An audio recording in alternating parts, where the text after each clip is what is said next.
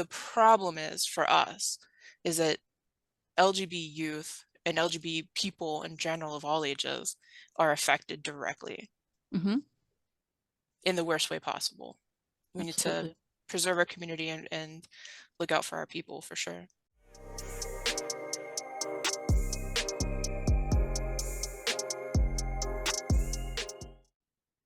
Hi, everyone. Welcome to another episode of the LGB Alliance USA's weekly news roundup. This week, we have a couple of Supreme Court related updates. We're going to share a few studies on research that was done on kids and gender identity. We have a story on Rachel Levine's influence on WPATH. We have some updates from California on AB 1955 and the San Francisco Dyke March's cancellation. And we'll end with a discussion on some very bad definitions of sexuality and sex and gender endorsed by a government agency. So, first, we'll take it to you, Joss.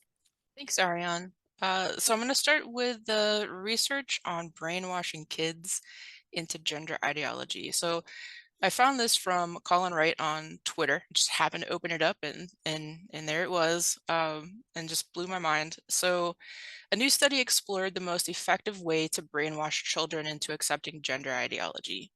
Researchers had kids watch either a story video of Jazz Jennings, who is a boy, and in the video is said to have a girl brain but a boy body, or of a marker named Blue, who has a blue inside but a red outside.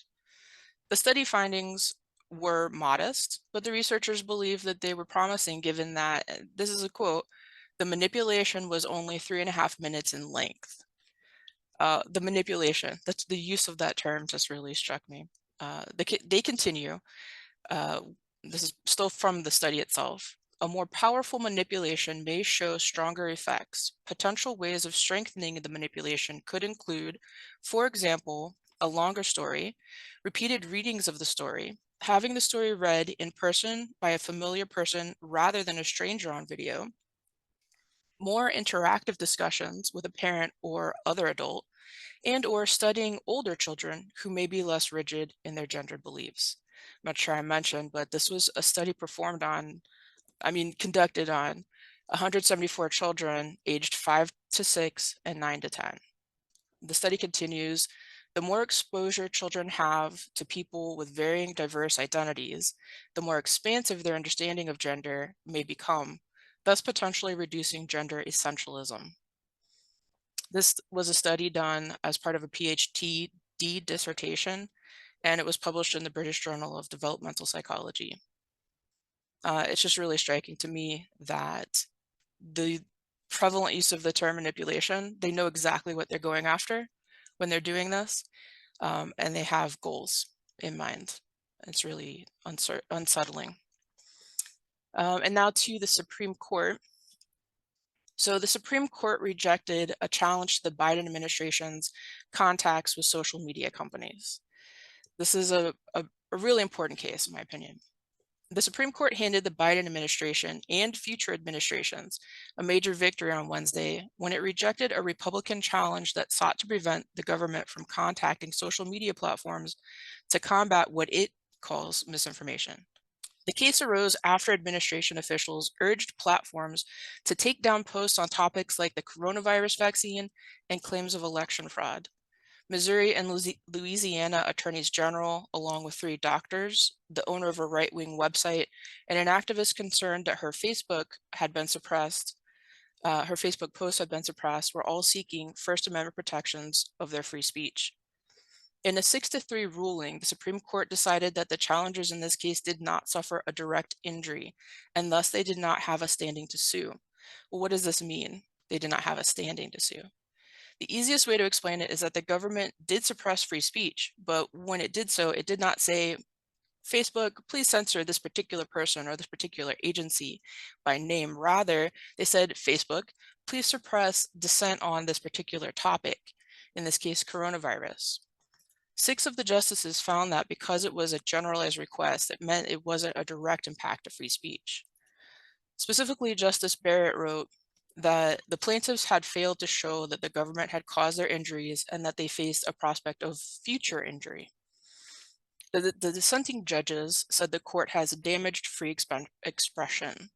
Judge Alito wrote in his dissent, this is a quote, "For months, high-ranking government officials placed unrelenting pressure on Facebook to suppress Americans' free speech.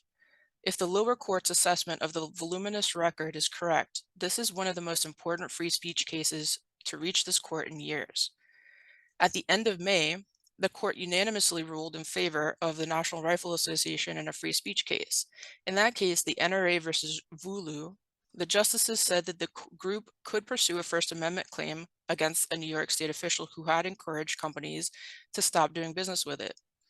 As part of his dissent, Justice Alito referenced the NRA free speech case, citing, "What officials did in this case was more subtle than the ham-handed censorship found to be unconstitutional in VULU, but it was no less coercive. And because of the perpetrator's high positions, it was even more dangerous." He added, "Officials who read today's decision together with VULU will get the message: if a coercive campaign is carried out with enough sophistication, it may get by. And that is not a message this court should send." We're going next to Carol. Thanks, Joss. That is some crazy stuff right there. Very concerning. Okay, so it's been discovered that Assistant Secretary of Health Levine had pressured WPATH to take out age restrictions in their Standards of Care 8. So in September of 2022, WPATH removed any reference to minimum age requirements for various medical interventions. They described the change at the time as correction. This was unheard of, and at the time, many people were shocked and horrified at this. Now we may know why that happened. So according to documents unsealed in a youth gender medicine court case in Alabama and reported by Jesse Singal, Assistant Secretary for Health, Dr. Rachel Levine, strongly pressured WPATH leadership to rush the development of Standards of Care 8 and remove age limits for transition. The purpose of this was to try and hide the fact that transition was happening to youth under the age of 18. In emails made public, both Levine and his office stated that they worried if youth age restrictions were left in the Standards of Care, there would be more pushback from the public on trans health care. We'll have all links to Jesse Singal's report and other reports on this. A study out of Germany has found that youth outgrow gender identity diagnosis. A new study, it examined insurance data over 5 years, revealing that more than half of young people ages 5 to 24 across every age subgroup diagnosed with gender identity disorder no longer had the diagnosis after 5 years. Specifically, the desistance rate was 72.7% in 15 to 19-year-old females and 50.3% in 20 to 24-year-old males. Among the whole group of 5 to 24-year-olds, only about 36.4% of those diagnosed in 2017 still had the diagnosis 5 years later, indicating that more than 63% desisted. This was reported by Christina Buttons on her blog. We will also have a link to that. Last but not least, the Dyke March was canceled in San Francisco. This hit me kind of hard because my first experience at Pride was in San Francisco in 2002. And the Dyke March was amazing. It was something to behold at that time. But according to KQED, Public Radio in Northern California, this year's Dyke March in San Francisco is canceled. The reasons? Quote, "Since the start of COVID-19 pandemic, the Dyke March organizing committee has dwindled due to a combination of factors, including inter-community conflict around racism and trans inclusion, the death of several leaders, and burnout. The remaining members of the group resigned earlier this month." The article states that the committee will spend this time recruiting community members for the next year's Pride Parade instead of having the parade. It's interesting, though, that it seems that the Trans March will still be happening with no interruptions. So the takeaway here is trans folks can have their own parade, but lesbians can't. And that's what I have for you. Ariane? Thank you, Carol. So I'm going to begin with an update on AB 1955, which was passed in the California Assembly Education Committee on Wednesday, June 26th, and it also passed the state legislature floor on Thursday, June 27th. The bill awaits Governor Newsom's signature. We have discussed this bill before, but I want to give maybe some more overview of it. It's about parental notification in schools. But just to give some further background on the bill, earlier, some school districts had implemented policies where they had required that schools notify parents of trans identifying students that underwent social transition. And that includes changing names and pronouns or using facilities of the opposite sex. The organization Our Duty California helped write these policies in conjunction with the Organization for Parental Rights. It should be noted that these policies do not have anything to do with sexual orientation. They don't forcibly out LGB students to their parents. They don't even out students to their parents simply for calling themselves trans. It's just about if they're socially transitioning to the point of taking on pronouns and using opposite sex bathrooms, sports teams, etc. But of course, LGBTQ plus advocates were very angry about these policies and convinced the Democrats in the California legislature to rewrite AB 1955. And I'm saying rewrite because this is actually a gut and amend bill. So they took a bill that originally had nothing to do with the topic of gender or gender identity and amended it to be about that. And so what the bill does is it bans these school boards from adopting policies that require parental disclosure for social transition. So there was a hearing on Wednesday, June 26th at the Assembly Education Committee about AB 1955. They had two school teachers come and speak in favor of the bill. Against the bill, they brought in another school teacher and a lawyer. The other school teacher, the one who spoke out against the bill, her name is Ariane, not to be confused with me. She spells her name differently. We get confused all the time. She's heterosexual, but she identified herself as a progressive and an LGB ally. And she also mentioned in the Q&A how many of her students are transitioning and that so many of the students that are transitioning that she has are lesbian. So she was, I think, a fantastic witness. In addition to those 4 people that were allowed extra time to testify, anyone from the general population was given the chance to go up to the microphone and you sort of have a very brief, less than 30 seconds to state your name, any sort of group affiliations you have, and your stance on the bill. And some people tried to squeeze in more information. I wore some rainbows and I said I was a lesbian millennial representing LGB Alliance USA. And there were other lesbians and other LGBs there who spoke out for the con side as well. There was also another lesbian who plugged LGB Alliance in addition to myself. I'm a lesbian millennial volunteer for LGB Alliance USA, and I am in opposition to this bill. Thank you. Talbot from San Francisco, California.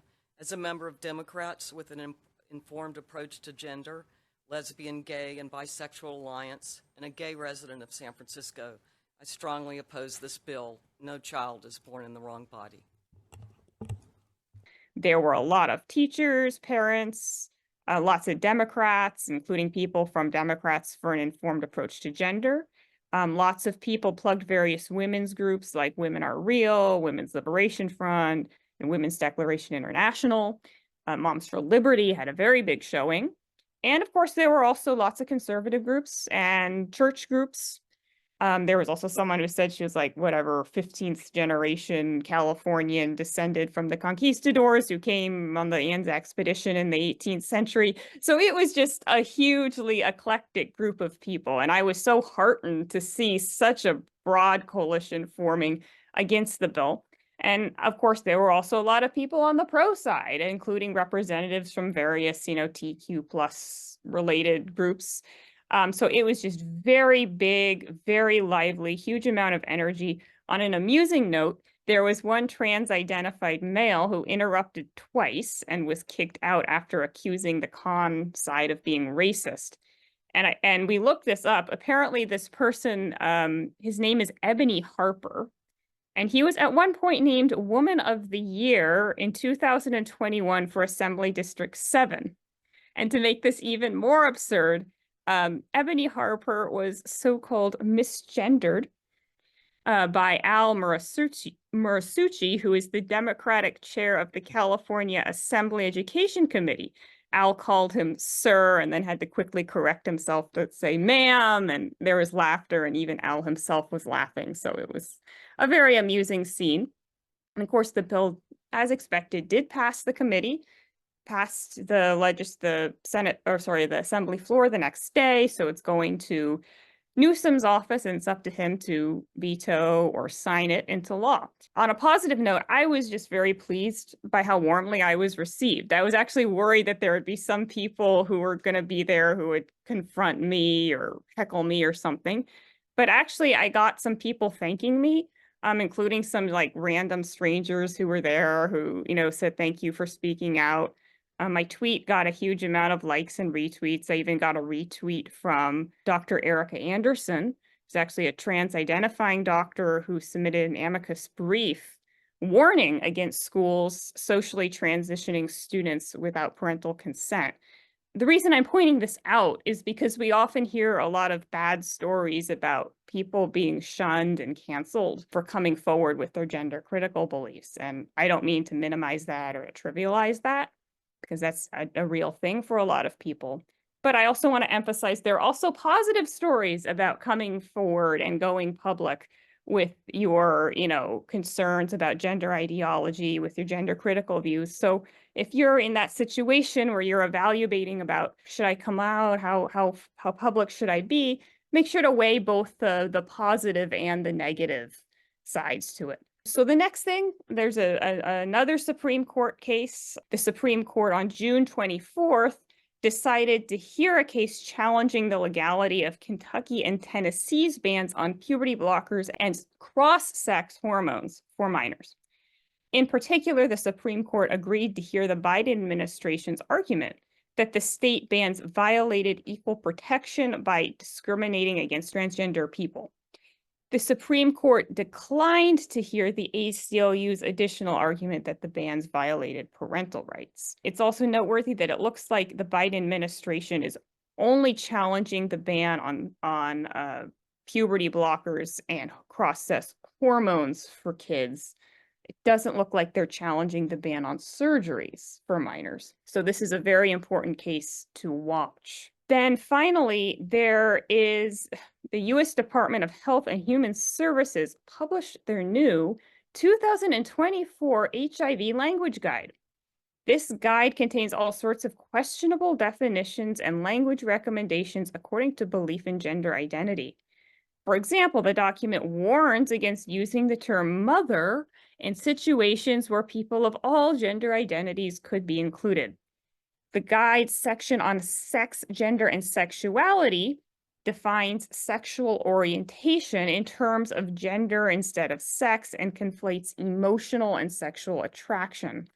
So just to give an example, the definition of gay is, quote, having the potential to be emotionally, romantically, and or sexually attracted to people of the same gender, end quote. Or lesbian, quote, refers to someone who identifies as a woman who has a romantic and or sexual orientation towards other people who identify as women. Some non-binary people also identify with this term. So yeah, stuff like that. On a positive note, the document did acknowledge that the term queer is controversial, that not everyone accepts it, and it concedes that sometimes that term can be used to refer to political beliefs rather than sexuality. So that was an interesting concession about queer.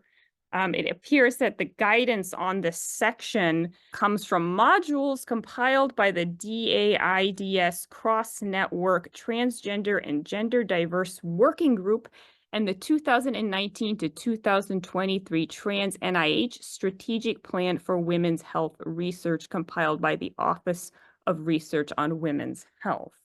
Okay, so what do we think about this That last bit you said, it made no sense to me.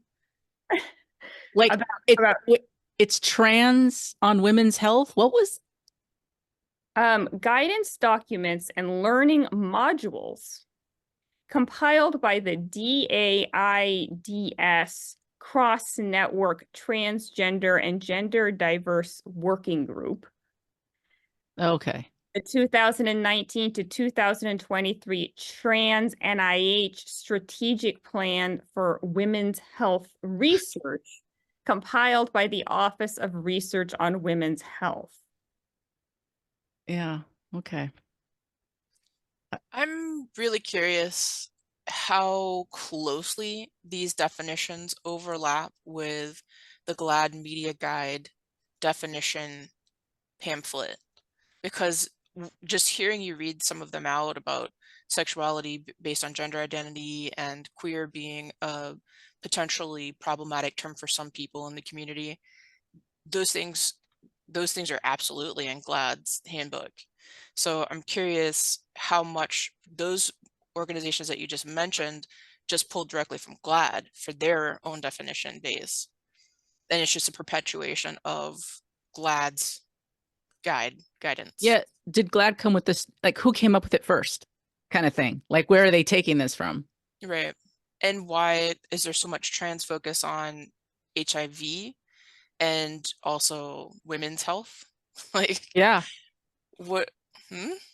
I think in the case of women's health, it was about mother to child transmission. That's where they were concerned about the mother definition is the mother to child transmission. So is the notion that gender diverse women not identified as women would be more at risk of HIV and more at risk of transmitting HIV to their offspring? I don't know if they actually said that. I didn't read the full context to know if that's what they meant. I was just saying when it comes to their language. This whole document is about language. And so they wanted to emphasize that in groups where there could be people there who do not identify as women, there could be like non-women mothers non-women identified mothers who shouldn't be called mothers. And they also then had this weird aside saying, but we're not really sure why you would have groups that would discriminate according to gender identity.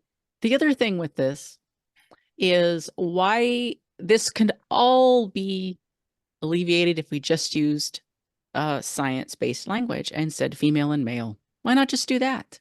What's wrong with that? Because it's bioessentialist, Carol. How dare you? I mean, obviously, I take a huge issue with the definition of lesbian. No, I'm sorry. It doesn't matter how I identify, I'm either female or not. What if I switch day to day? What does that mean?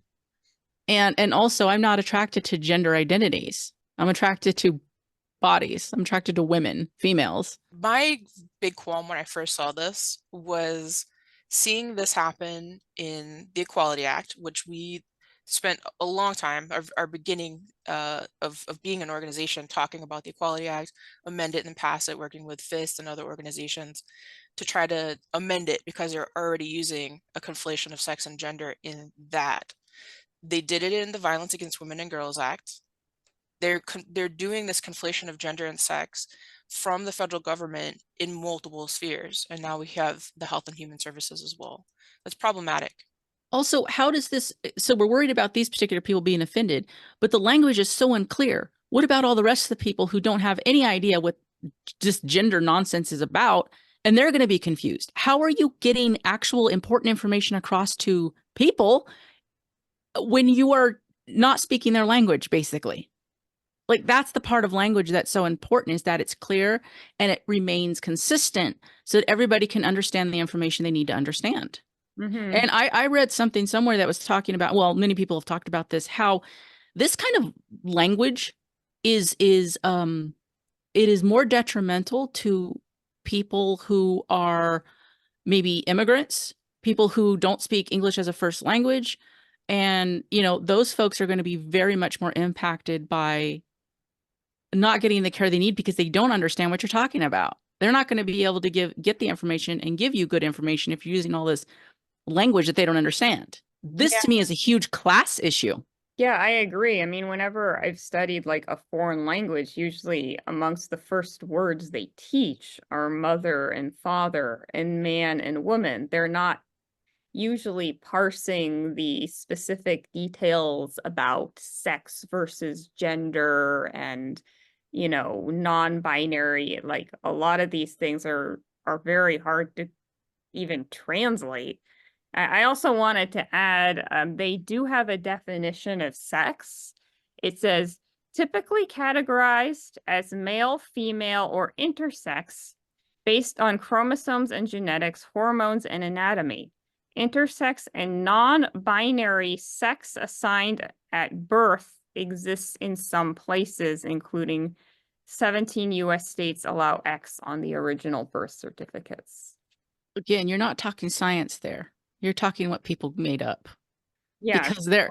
And also, why are they continuing to throw people with disorders of sex development under the bus here?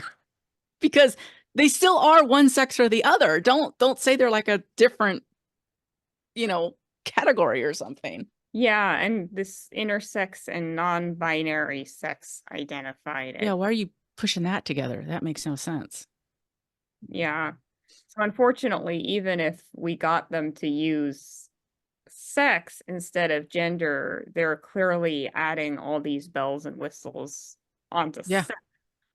They're still messing about with it. They're still not being direct and saying, no, the difference is which do you produce? Do you produce eggs or you do produce sperm? There you go. That's a good way, because no one produces a third. There is no third. I would like to circle back to my story about free speech and government overreach on declaring what should be quelled in terms of dissent and what should not. So when the federal government wants to put through some wackadoo nonsense like we're hearing right here, is it in their bandwidth now to be able to do that and to not be sanctioned? And the Supreme Court's just like, oh, that's cool.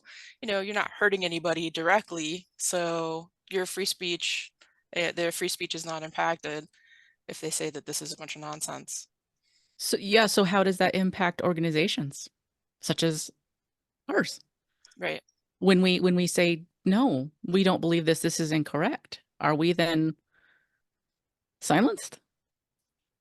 I mean, these are important questions. And this is what scares me. I mean, what's really going on here, it's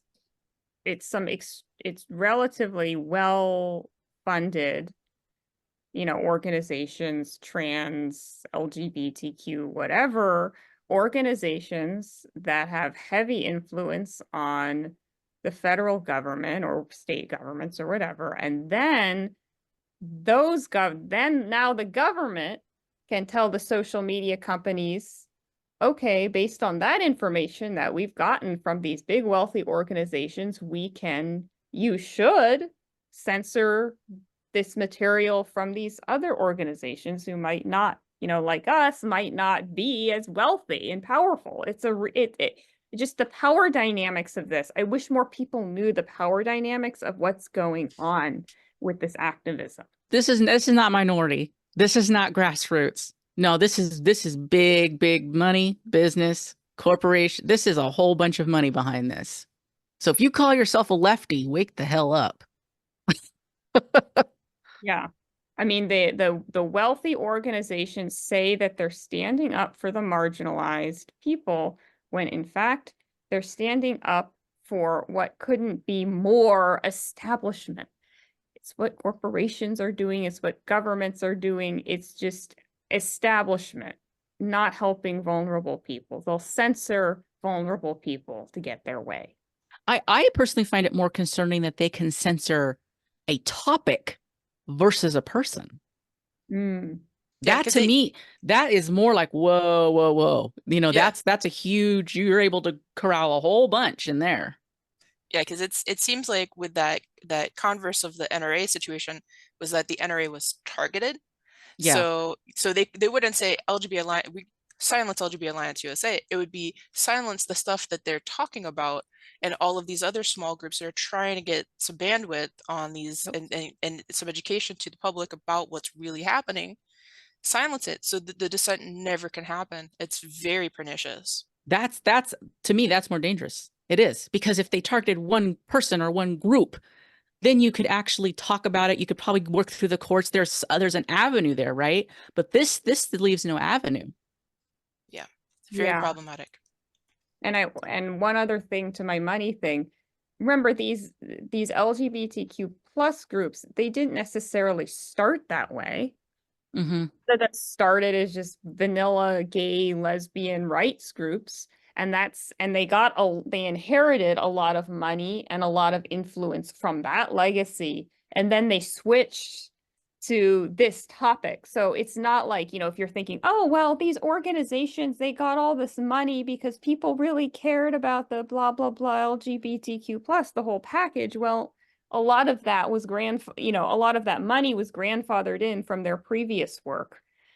And it's just, Yeah, but the bulk of the money they've gotten in the last, probably 10 years, or well, since marriage equality was won, the bulk of that money has come from trans rights groups. yeah. And private donors that are wanting to push trans as the, law of the land kind of thing. Now, what is it? Arcus Foundation? It's Arcus? Yeah. There's a lot of those that have just poured money. Yeah. And their influence, and then HRC and GLAAD and whatnot have taken that influence to the federal government. They have a seat at the table. They've actually made more money than they ever have from the trans agenda. Yeah. So come on now. Yeah. So my fellow liberals need to really have a look at this and say, if we're, like against capitalism and big government and all this nonsense of like, let people do their thing, is this really that? I don't think so. I think Ariane makes a really good case here that this is a big money corporate agendaed campaign. And the problem is for us is that LGB youth and LGB people in general of all ages are affected directly in the worst way possible. We need to preserve our community and look out for our people for sure. I wanted to ask one question about AB 1955, Ariane. Two questions, actually. One, were there more people there for the con side? And two, do you get the sense that it might get vetoed? So in the first question, I honestly don't know. There were so many people on both sides. When the con side came up, I actually had to leave the room because it was so crowded and line up outside. So I was told by someone inside that she felt like there were probably more speakers overall for the con side, but I wouldn't swear by that. The bottom line is there were a lot of people speaking for both sides. And I think, the good thing for our side is, the reason this bill, normally when it comes to bills, they don't necessarily have all this, they don't necessarily do it first and then have these speakers come in. They did it this time. And I think the people who were pushing this on the assembly, what I was told is that they often put these bills last so that people don't show up. And because they don't want to have all these pesky people show up. So the fact that they did do it first and people did show up, including on our side, I think really sent a powerful message about how many people cared. But I couldn't give an exact breakdown on the number. In terms of whether Governor Newsom will sign or veto, last year there were a vast majority of the bills Governor Newsom did sign into law, and he did veto one that he thought was overreach. There were a lot of people. Governor Newsom's office was open for phone calls, and I know a lot of people called in. My guess is it depends on his national aspirations. If he actually thinks there's like a chance he's going to run for president, maybe even as a replacement candidate for Biden, or maybe going into the next election cycle, I think he's going to be much more likely to veto it. I think that's actually a good sign. Like, I think that's a good indication if you're trying to guess what his national aspirations are. If he vetoes it, that's probably a sign that he's going for some sort of presidential run. And if he signs it into law, maybe not. That would be my guess. So, not that I followed this stuff super carefully over the years, but it seems to me that this had a lot of people show up. It's not normal for so many people to show up to something like this, right? So, I mean, the fact that so many people are turning out to actually talk against it is, I think, a very positive sign. Yeah, I would interpret that as a positive sign too. I mean, remember, California is like what, like 2/3 Democrat voters in terms of like, running for president or Senate or whatever.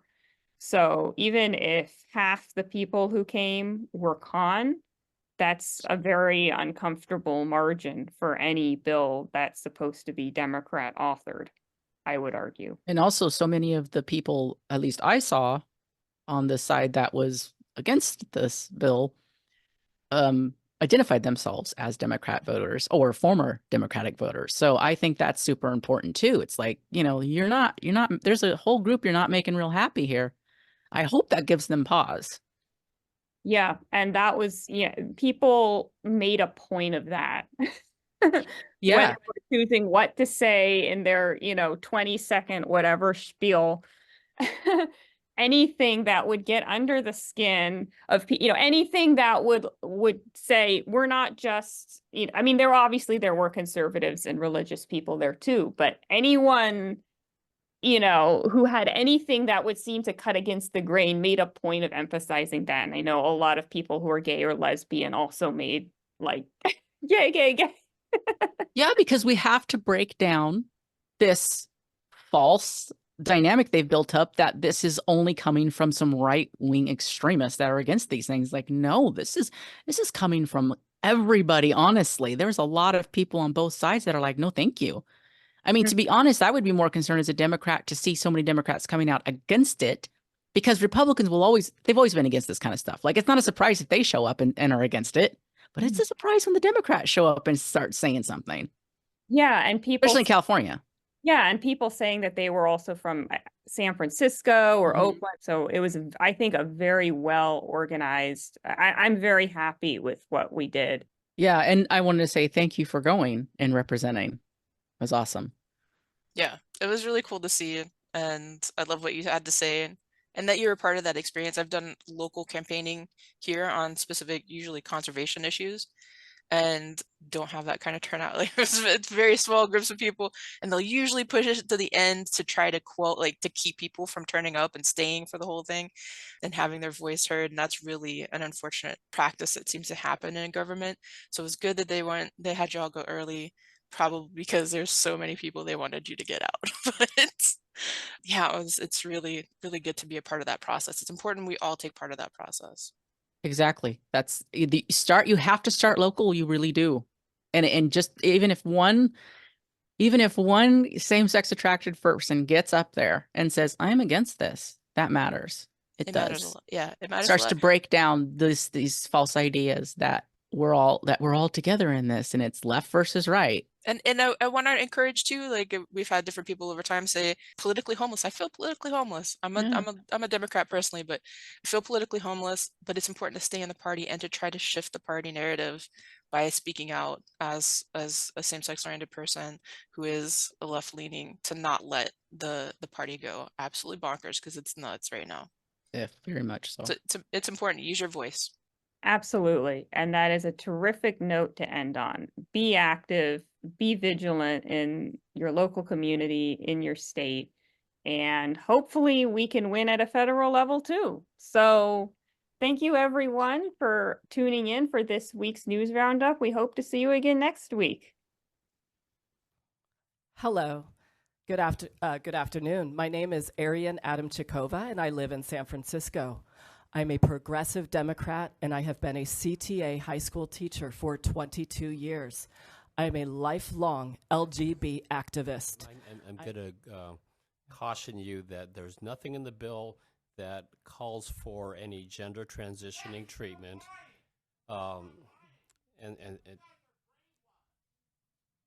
Sir, that's your first warning.